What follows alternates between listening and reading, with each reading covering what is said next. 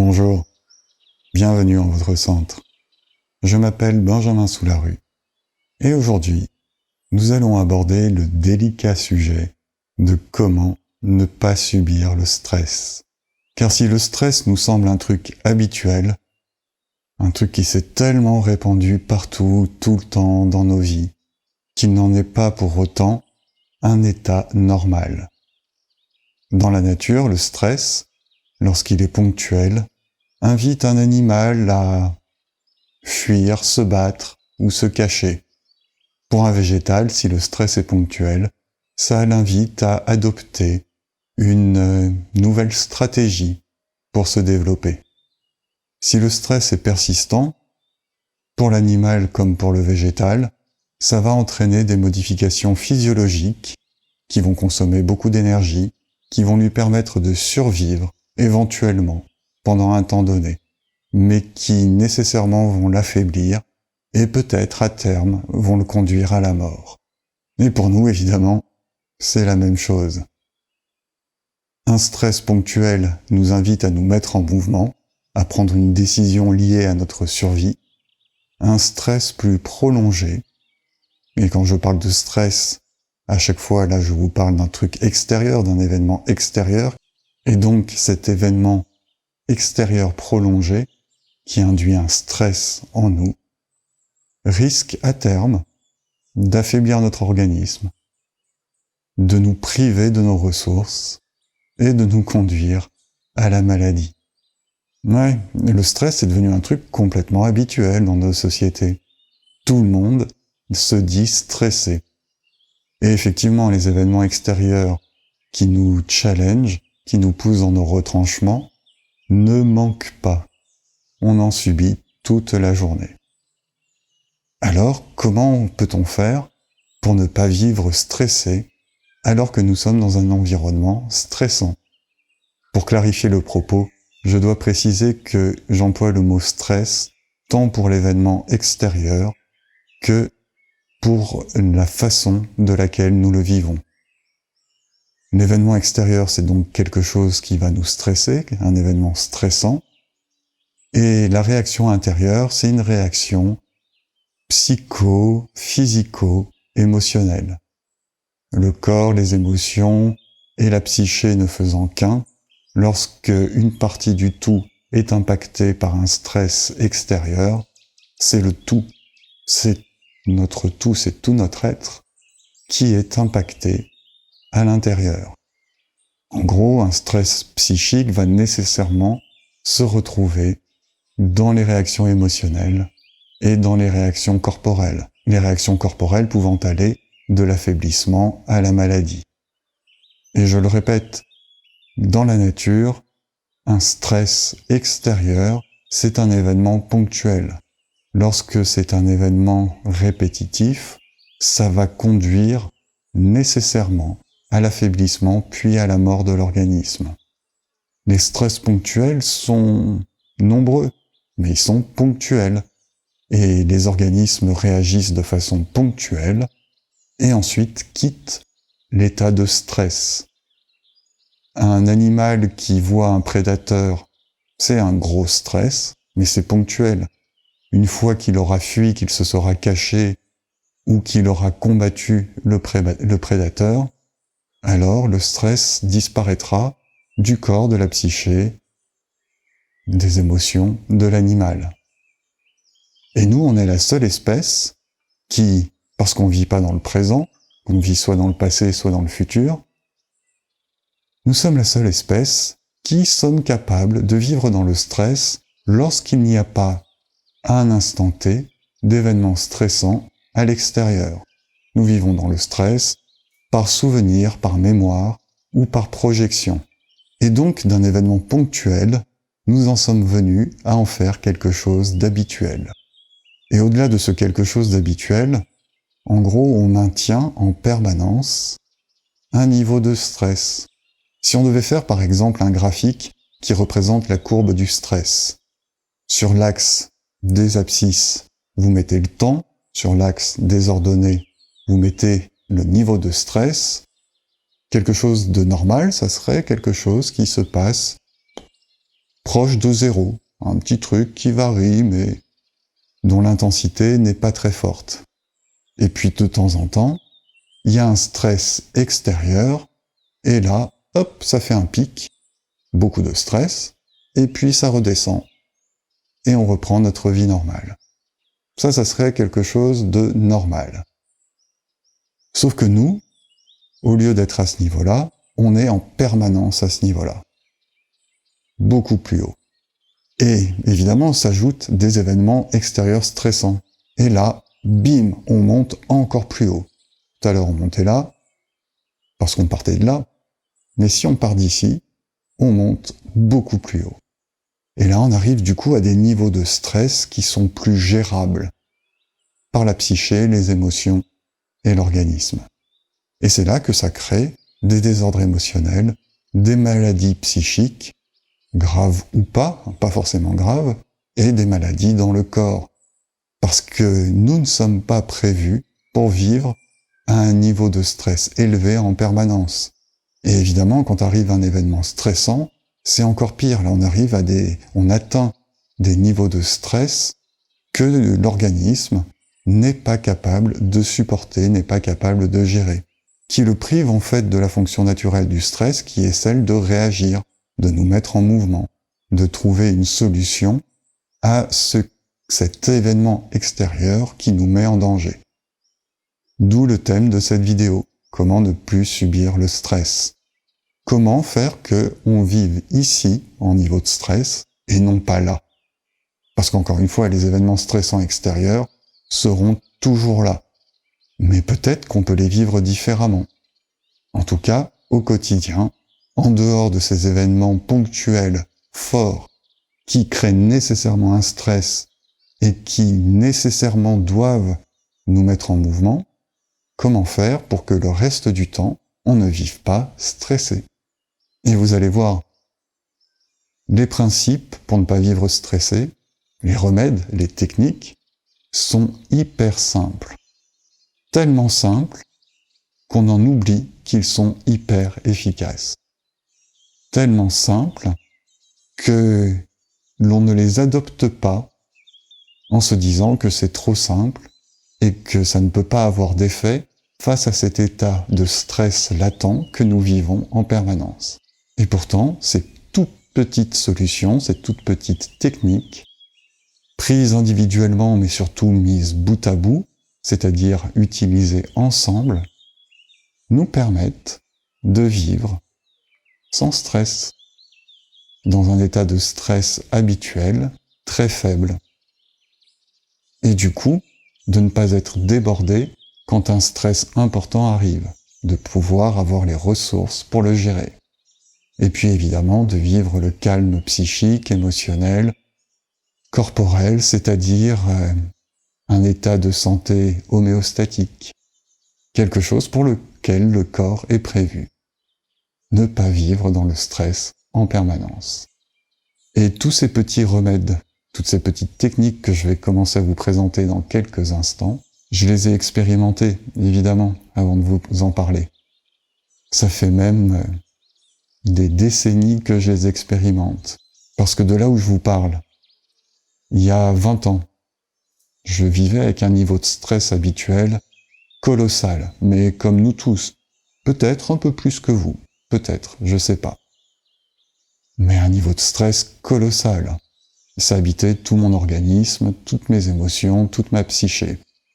Je dis pas que les événements extérieurs justifiaient ce niveau de stress, c'est comment je vivais les événements extérieurs que ça me stressait. Et je vous assure, je reviens de très loin. Ma santé était en danger, mon équilibre psychologique... non, il n'y avait plus d'équilibre psychologique. Et quant aux émotions, c'était un yo-yo permanent, c'était invivable.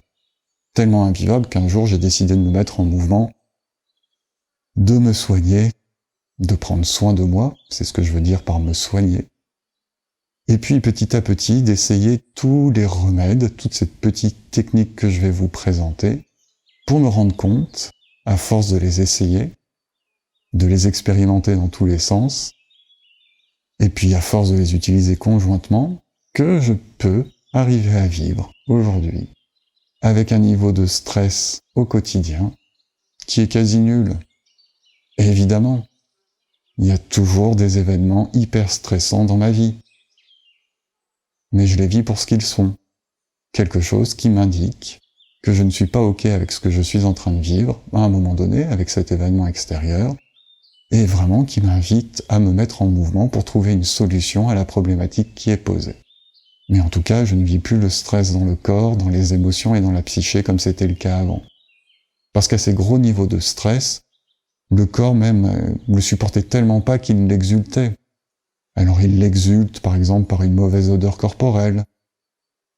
Pas forcément de la transpiration, mais si vous sentez le besoin par exemple d'utiliser un déodorant, au-delà peut-être d'une alimentation qui n'est pas adaptée à vos besoins, c'est probablement, si l'odeur est un petit peu âcre ou acide, ça vient probablement d'un niveau de stress quotidien trop élevé. Si vous subissez une irritabilité, si vous vous mettez facilement en colère, ou si au contraire vous êtes facilement triste, c'est-à-dire si vos émotions font le yo-yo, c'est probablement dû à un niveau de stress au quotidien trop élevé. Si vous avez du mal à y voir clair, si vous avez du mal à prendre des décisions, c'est probablement dû à un niveau de stress trop élevé. Voilà, je ne vais pas balayer tous les indicateurs du stress au quotidien, je pense que vous les connaissez, et que si vous souhaitez vous mettre en mouvement pour vivre moins de stress, c'est que vous jugez que vous vivez trop de stress au quotidien. Alors, que faire ? Je vais vous donner donc une somme de petites techniques que je vous invite à utiliser, à essayer individuellement, indépendamment, chaque technique, mais surtout à toutes les mettre en œuvre, si possible, ou à en mettre en œuvre un maximum dans votre vie. Parce que c'est la somme de toutes ces petites choses qui fera que vous pourrez vivre apaisé au quotidien. Et laissez-vous le temps de les expérimenter.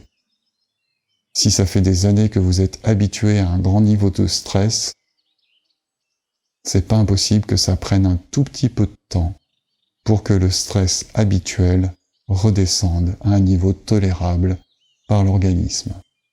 Alors il n'y a pas vraiment d'ordre dans ce que je vais vous donner. Je vais énumérer les techniques comme elles me viennent à l'esprit. Je dirais en premier temps, en premier lieu, prendre un petit peu soin de vous.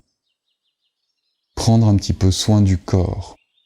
C'est-à-dire consacrer 5 minutes tous les matins au réveil, au corps, vous faire un petit automassage, faire quelques exercices corporels, un peu de yoga, n'importe quelle activité qui vous fasse du bien.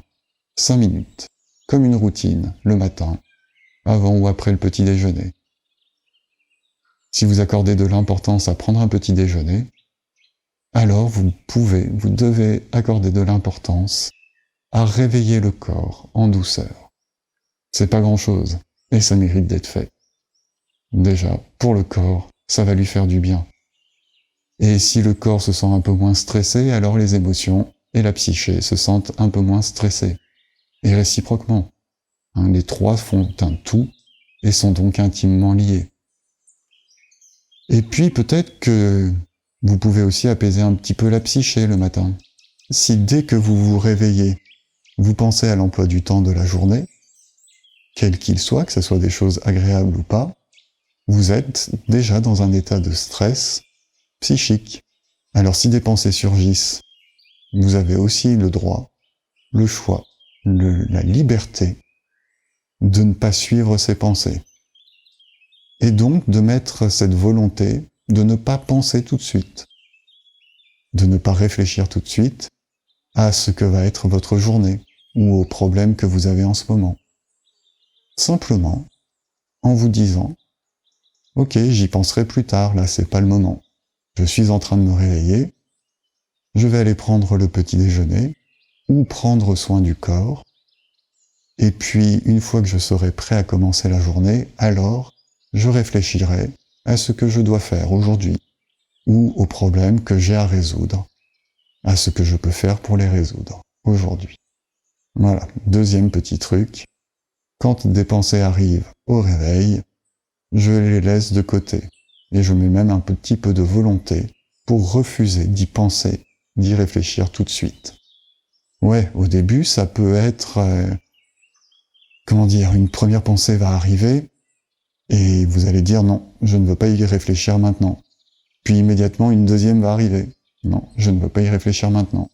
Puis une troisième, puis une quatrième, et ainsi de suite. Au début, vous êtes tellement habitué à réfléchir, à penser, à subir les pensées dès le matin, que elles vont continuer à se présenter, puisque c'est l'habitude. Il va donc vous falloir un petit peu de volonté et un petit peu de temps pour que petit à petit le cerveau comprenne le message que, ok, au réveil, c'est pas le moment d'envoyer de la pensée. Mais à terme, le cerveau comprendra le message et il cessera de vous envoyer au réveil toutes ces pensées qui génèrent un état de stress latent dès le réveil. Et évidemment, un petit peu de méditation, ça fait du bien le matin aussi. Par exemple, après avoir pris soin du corps, pendant quelques minutes, bien là aussi 2-3 minutes, au calme, assis, sans mouvement, calme extérieur évidemment, et calme intérieur, vous feront un bien fou. Nous ferons ensemble une petite méditation de quelques minutes, 2-3 minutes à la fin de cette vidéo. Encore une technique que je vous propose, comme dans toutes mes vidéos, que vous pouvez vous approprier facilement et que vous pouvez faire tous les matins pendant quelques minutes pour commencer la journée tranquillement, avec un calme intérieur qui vous donnera non seulement de l'énergie, mais aussi du discernement et de la fluidité dans tout ce que vous aurez à faire dans la journée. C'est essentiel de méditer tous les jours. On nous l'a pas appris. On nous a dit qu'il était essentiel de manger et de boire tous les jours, d'avoir un petit peu d'activité physique. Mais on nous a pas dit qu'il était essentiel de méditer. Et pourtant ça l'est. Pour ne pas vivre stressé au quotidien, méditer au moins quelques minutes par jour, voire plusieurs fois quelques minutes par jour, c'est essentiel. C'est une hygiène de vie, une hygiène psychique, émotionnelle et corporelle, tout aussi importante que boire, manger, ou se laver. Tous les matins ou tous les soirs, ou un matin sur deux, ou un soir sur deux, on se lave le corps. Et à quel moment on se lave les émotions et on se lave le mental? Quand est-ce qu'on fait ça? Pendant les vacances? Pendant les loisirs? Ouais, bof.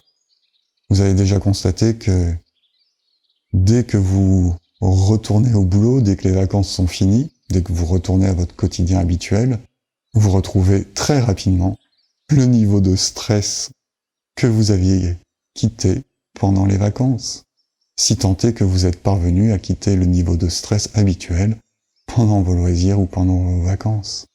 Donc ça, c'est pas la solution qui fonctionne. C'est la solution que tout le monde emploie parce que c'est la norme, partir en week-end, partir en vacances, mais vous avez bien constaté que ça ne permet pas de vivre détendu, donc de vivre sans stress au quotidien. Vous l'avez constaté, ça. Voilà, d'où la nécessité de se laver le mental et les émotions tous les jours par quelques minutes de méditation. 4e petit truc, se connecter à la nature. Ouais. Nous sommes faits programmés, génétiquement programmés, historiquement programmés, par des millénaires d'évolution, des centaines de milliers d'années d'évolution, à vivre dans la nature. Et le contact avec la nature, ce n'est pas qu'un apaisement psychique et émotionnel et corporel. Ça se passe aussi de façon plus subtile. Nous avons un lien avec tout le vivant, et même tout le minéral, un lien indicible, un lien subtil, qui est essentiel à notre équilibre. D'où l'invitation de vous connecter avec la nature. Si vous êtes dans un environnement urbain, mettez des plantes chez vous. Prenez quelques minutes régulièrement, c'est-à-dire plusieurs fois par semaine, pour aller vous asseoir sur un banc dans un jardin public. près d'un arbre. Et puis, si vous le pouvez, le week-end, allez marcher, vous promener, ou vous allonger sous un arbre, marcher dans la nature, dans la forêt, au bord de la mer, dans la montagne, peu importe. Mais faites de ce moment important pour votre équilibre une routine. C'est-à-dire ne faites pas une balade par mois, mais au moins une balade par semaine. Ne faites pas un temps au parc par mois, mais au moins 2 ou 3 fois dans la semaine, au moins 2 fois. Allez passer ne serait-ce que 10 minutes. Alors je sais, la somme de ces petites techniques, à la fin, ça fait beaucoup de minutes. Beaucoup de minutes, ça fait peut-être 40 ou 45 minutes que vous consacrez à votre santé psychologique, émotionnelle et corporelle chaque jour. 45 minutes parce que 2 minutes par-ci, 5 minutes par-là, si on les cumule, ça va faire entre 30 et 45 minutes. Mais de la même façon que vous passez 2 fois par jour peut-être 30 à 45 minutes à manger, de la même façon que vous passez 1 fois par jour ou 1 fois tous les 2 jours 15 minutes ou 20 minutes ou 30 minutes à vous laver, ce temps, l'ensemble de ces petits temps, pour ne pas subir le stress au quotidien, est essentiel. Donc c'est pas du temps de perdu. Du temps de perdu, c'est regarder Netflix. Du temps de perdu, c'est aller sur les réseaux sociaux. Ça divertit, c'est chouette. Et en même temps, ça ne vous permet pas de vous débarrasser et de ne pas subir le stress quotidien. Ça vous divertit. Pendant un temps, vous pensez à autre chose. Mais ça ne va pas laver le corps, les émotions et le mental en profondeur. Contrairement à toutes ces petites 5 minutes que je vous propose de disséminer dans votre journée, dans votre quotidien, dans votre semaine. Voilà, ces premiers petits trucs que je vous ai donnés sont essentiels. C'est vraiment des routines, des habitudes de vie à mettre dans notre quotidien. Ensuite, on peut ajouter d'autres techniques qui vont viser à aller plus en profondeur pour se débarrasser du stress. Mais déjà, si ces 4 ou 5 premières petites astuces sont mises en œuvre dans votre quotidien, vous allez constater un changement. Et ensuite, vous pouvez aller un petit peu plus loin, dans le nettoyage et dans la prise de bonnes habitudes pour ne pas subir le stress au quotidien. Il y a un truc qui marche vachement bien pour nettoyer le mental, c'est d'écrire le matin. Prendre 15 minutes, ça c'est un petit peu long, pour faire de l'écriture spontanée. Tous les matins. 15 minutes, dans un petit cahier. Écrire ce qui vous passe par la tête. Il n'y a pas besoin que ça soit des jolies phrases. Il n'y a pas besoin qu'il n'y ait pas de faute d'orthographe. Il n'y a pas besoin que ça ait un sens. Il n'y a pas besoin que ça soit cohérent. Juste écrire ce qui vous passe par la tête. Et si vous avez l'impression qu'il ne vous passe rien par la tête, alors vous écrivez « Je n'ai rien à écrire ». Je n'ai toujours rien à écrire. Tiens, je n'ai vraiment rien à écrire.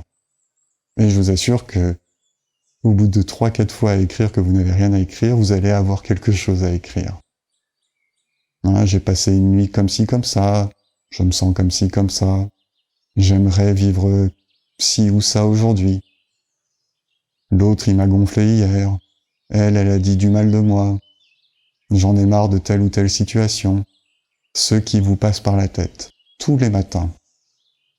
Au début, ça va être un petit peu laborieux, et puis vous allez voir que c'est une habitude qui est tellement agréable à prendre, que ça va devenir une nécessité.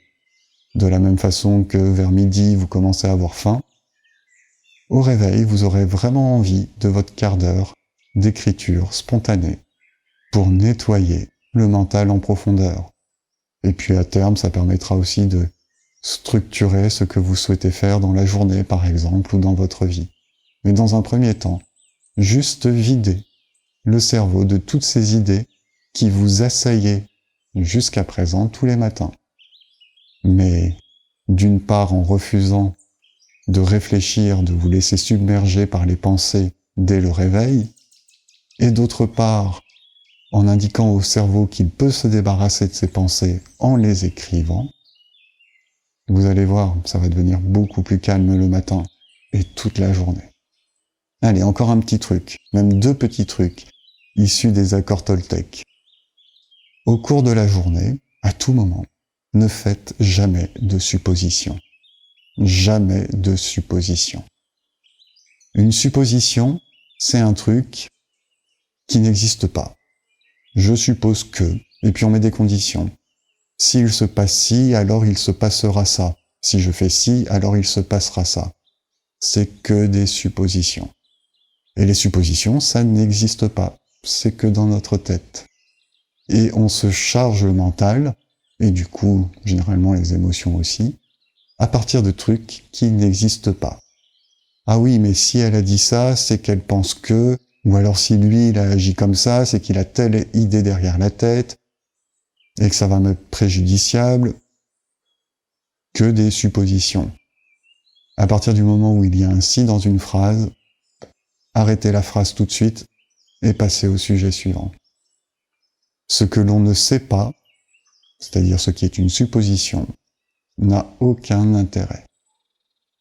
Évidemment, si vous devez mettre des si dans une phrase parce que vous êtes en train de structurer un projet et d'envisager toutes les éventualités, évidemment, ça a du sens si c'est argumenté, pondéré par des éléments factuels. Mais si ce ne sont que des suppositions, alors on ne s'y accroche pas. Ne faites jamais de suppositions, ni sur vous, ni sur les autres, ni sur les événements. Surtout sur les événements. Ah, si Trump a été élu, alors ça va sauver la planète.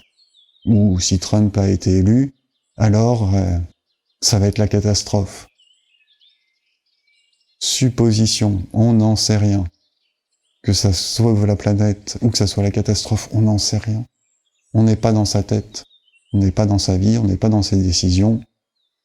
Et puis le monde est tellement complexe que on ne sait pas dans quelle mesure il a la liberté de choisir, d'agir ou de faire quoi que ce soit.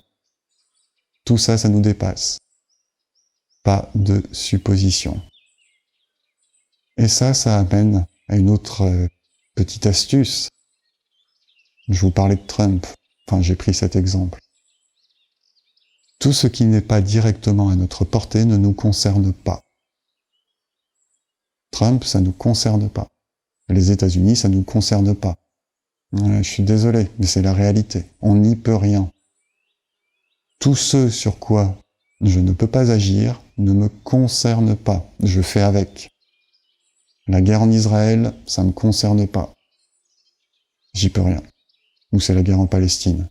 Enfin, les deux, quoi. La guerre en Ukraine, ça me concerne pas, j'y peux rien. Pourquoi prendre parti pour un camp ou pour un autre, alors que déjà je sais pas ce qui se passe, je ne sais que ce que l'on me dit, et comme on me dit des choses contradictoires, et que je connais rien à la situation pour de vrai, et quand je dis connaître, c'est-à-dire je n'ai pas vécu pendant 20 ans en Ukraine, pendant 20 ans en Russie, je connais pas la géopolitique, je connais pas Poutine, je connais pas... Comment il s'appelle l'autre ? Ouais, voilà, je le connais tellement pas que j'en sais rien. À quoi ça sert d'avoir un avis là-dessus ? À quoi ça sert de se faire vivre du stress sur des choses que l'on ne connaît pas ? Et même quand on a étudié le sujet et qu'on croit avoir des connaissances, on n'en sait rien, ça nous dépasse tellement tout ça. C'est beaucoup trop complexe. Beaucoup trop complexe pour que notre avis ait la moindre valeur. C'est juste un avis. Ouais, moi je suis pour, moi je suis contre, ouais, moi je pense qu'il a raison, moi je pense que c'est un salaud. Bullshit tout ça. Mais par contre ça crée du stress. Beaucoup de stress. Et ouais, la guerre c'est un truc stressant. Donc si on vit par procuration des guerres qui sont à des milliers de kilomètres de nous, eh bien, nous faisons passer notre courbe de stress qui devrait être là, à ici. Et puis une autre guerre, hop, on monte là. Et puis la révolte des agriculteurs, hop, on monte là. Et puis je sais pas quoi, on monte ici, et ainsi de suite. On monte notre niveau de stress pour des sujets que nous ne connaissons pas, qui ne nous concernent pas, ou sur lesquels nous ne pouvons pas agir. Évidemment, si Poutine ou Netanyahou, j'en sais rien, balance une bombe nucléaire, ça va nous affecter. Mais se projeter dans l'idée de faire des suppositions à se dire est-ce qu'il va balancer une bombe nucléaire ou pas, ça nous aide en rien à nous en préserver, éventuellement à construire un abri anti-atomique. Mais là, vous comprenez ce que je veux dire ? Tout ce sur quoi je ne peux pas agir ne me concerne pas. Ça ne me concerne que dans la mesure où je peux faire quelque chose. C'est comme la pluie et le beau temps. Je n'y peux rien. Tout ce que je peux faire, c'est adapter ma conduite au temps extérieur.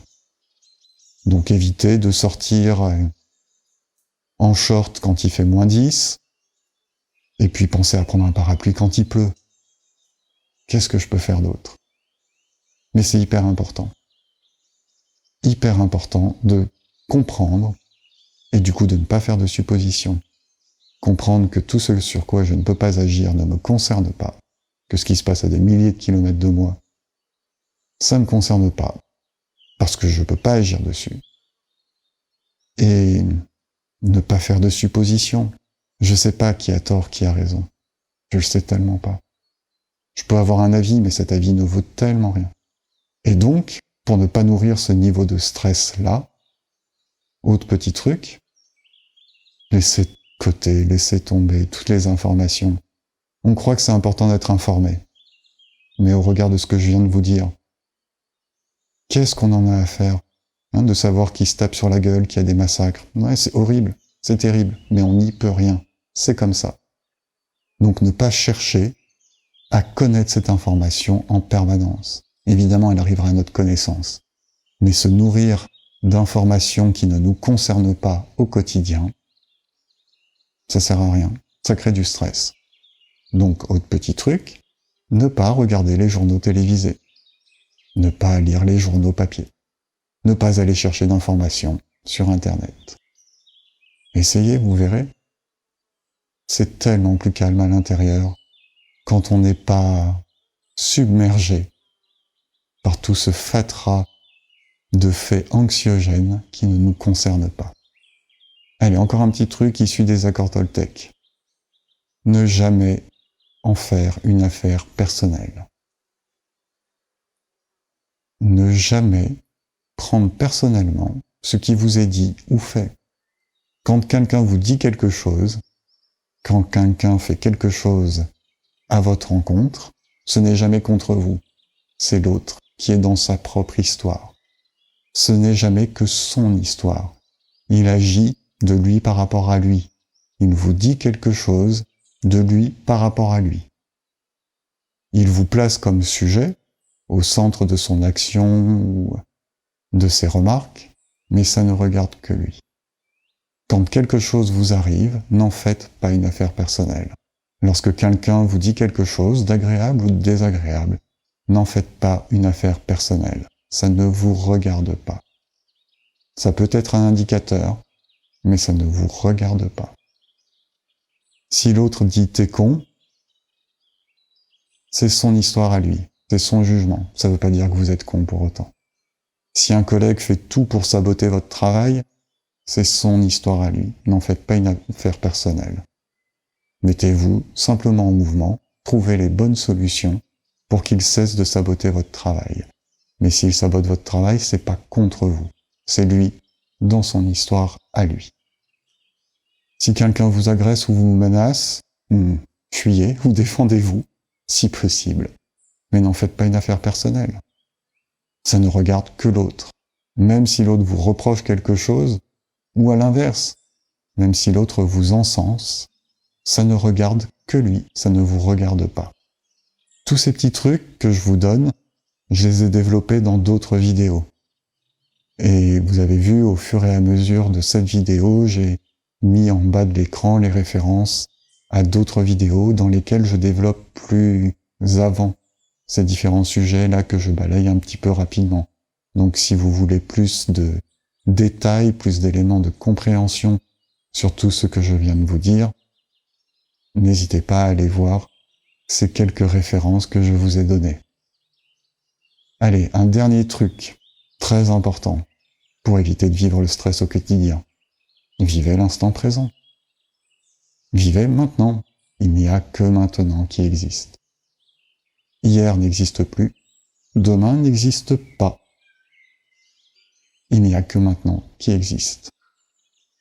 Lorsque nous vivons dans le passé, c'est-à-dire lorsque nous gardons le souvenir d'un traumatisme, d'une peur, de quelque chose qui ne nous a pas convenu, nous gardons en nous un stress ponctuel qui devient du coup un stress habituel. D'un événement ponctuel, nous en faisons quelque chose de rémanent qui nous habite en permanence. C'est en ça que je vous invite à vivre maintenant. Si hier vous avez eu peur, mais que la situation qui a provoqué la peur est passée, laissez tomber cette peur. Si vous avez peur pour demain, par exemple, peur de tomber malade, peur de manquer d'argent, peur du rejet de l'autre, je ne sais pas, peu importe, peur que ça se passe pas bien lors du rendez-vous, peur que votre collègue continue à saboter votre travail. C'est demain. Et si c'est demain, ça n'existera peut-être pas. En tout cas, ça n'a pas à exister maintenant. Alors peut-être que ça demande des mesures d'anticipation. Mais pas dans la peur, pas dans la colère. Qu'est-ce que je peux faire pour éviter que mon collègue continue à saborder mon travail? Mais pour tout ce qui ne permettra pas de prendre une mesure tout de suite, une mesure d'anticipation, de prévention, alors restez maintenant, puisque demain n'existe pas. Et puis peut-être même que demain, votre collègue s'abordera pas votre travail. Vous savez pas. Mais vivre avec des peurs du passé ou des peurs du futur, avec des colères du passé ou avec des colères du futur, avec des stress du passé ou en stressant pour le futur, c'est absurde. Rendez-vous compte, c'est complètement absurde. Ça n'existe plus ou ça n'existe pas. Comment vous êtes là maintenant devant votre petite vidéo avec Benjamin qui vous parle? Vous êtes détendu? Ben voilà. C'est tout ce qu'il y a à savoir, c'est tout ce qu'il y a à faire. C'est tout ce qu'il y a à vivre. Vivre ce que l'on ressent maintenant, à propos du maintenant. Voilà pour ce que je souhaitais vous partager aujourd'hui. Je pourrais vous donner encore plein de petits trucs. Mais rien que cela, si vous mettez toutes ces astuces en œuvre dans votre vie, et que vous faites ça avec un petit peu de volonté, et pendant plus d'une semaine, je vous assure que votre quotidien, comment vous allez vivre votre quotidien, et ce qu'il va y avoir dans votre quotidien, va grandement changer. Et pour terminer, nous allons faire cette petite méditation dont je vous parlais il y a quelques minutes. Méditation, on va faire ça pendant 2-3 minutes, pas plus. Un truc très simple que je vous invite à faire tous les matins. Ou une autre des techniques de méditation que je vous ai proposées. Ou une autre technique de méditation que vous trouverez sur Internet, dans un bouquin, peu importe. L'idée est juste de se consacrer quelques minutes, chaque matin ou plusieurs fois par jour, pour vivre l'apaisement en soi, dans le mental, les émotions et le corps. Je vous invite donc à vous installer confortablement, à ne pas fermer les yeux, mais à regarder devant vous, à laisser votre regard se poser à 1 mètre, 1,50 m devant vous, et simplement à observer votre respiration.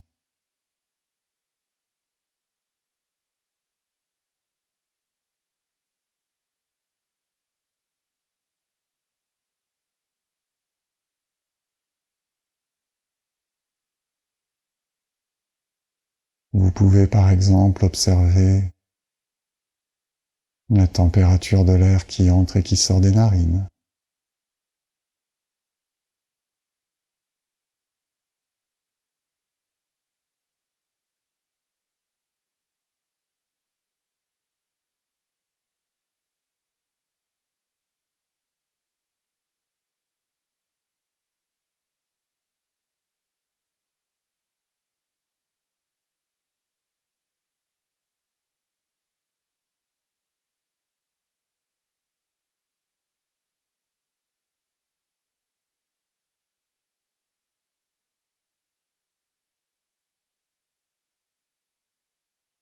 où vous pouvez observer votre poitrine qui se gonfle et qui se dégonfle.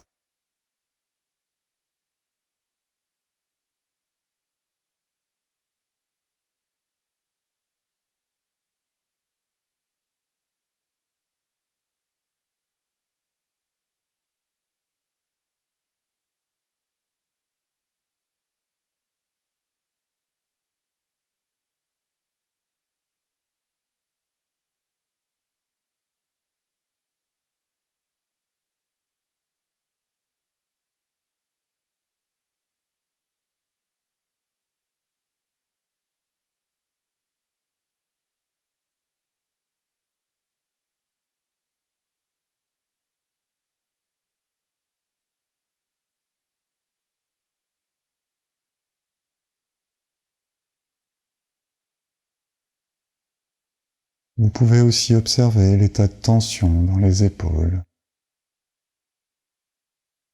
et leur demander de se détendre à chaque expire.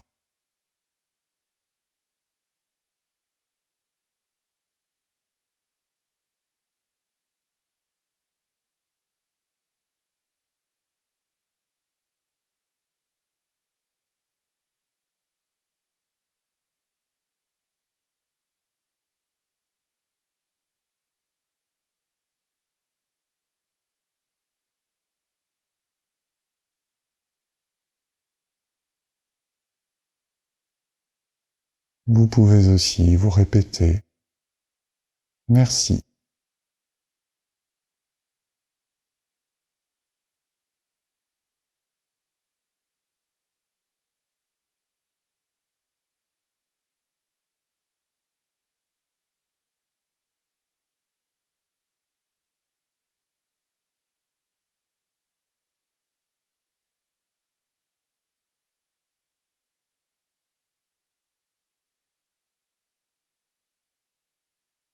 Je vous invite à sortir de ce petit état méditatif de relaxation, de calme intérieur. Tout simple à atteindre, simplement en prenant quelques minutes, comme ça, à observer le corps, la respiration, ou à placer une pensée de gratitude en vous. Je vous remercie d'avoir suivi cette vidéo. Merci pour ce cadeau que vous vous faites. Je vous donne rendez-vous la semaine prochaine pour un nouveau sujet connexe à vivre la paix en soi et à la rayonner. Et d'ici là, je vous souhaite un beau cheminement. Si cette vidéo vous inspire, merci de la partager. Et si vous en avez l'élan, de la commenter, de cliquer un pouce et de vous abonner à ce canal. À bientôt!